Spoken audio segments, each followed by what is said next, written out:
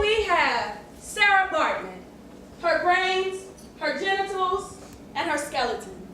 The Hottentot Venus was known for her mysterious apron and her large buttocks. The tour guide moved on, but I stayed in front of these remains, stared at this exhibit, repeated her name, Sarkay Bartman. To them, world famous Venus Hottentot. To me, a sister of the Khoi, a tribe to be honored, a bloodline that could be mine. I looked at the remains of her skeleton.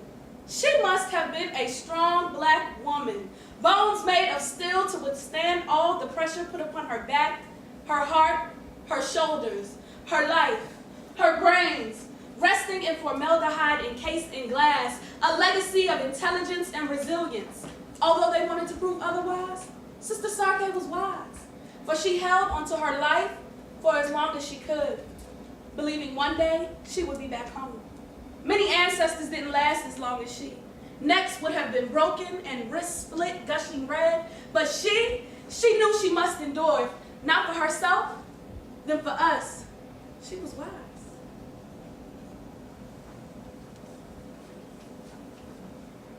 How could they? How could they preserve her vagina? Tears started streaming down my face. They took the very essence of her womanhood, something only to be shared with her husband, and they examined it over and over and then put it on display? How could they? Stripped of her bearings like Adam and Eve, but what sin did she commit? To be examined over and over again and then put on display in France, not for worship or pity, but profit. How could they? S'il vous plaît. A blanket, some water. When will this end? Je suis fatiguée, I am sure she screamed while standing behind cold bars, breathing in their foreign laughter, taking in their horrid stares. Like me. When they didn't want my input and overlooked me because of my race and my gender, even though I hold a master's degree at only age 23. Like me. When I'm walking down the street and I hear the, "Hey yo, ski, Miss Applebottoms!" The round, large shape of my booty means something different. I am hypersexualized and minimized down to nothing but a possible and favorite sex toy.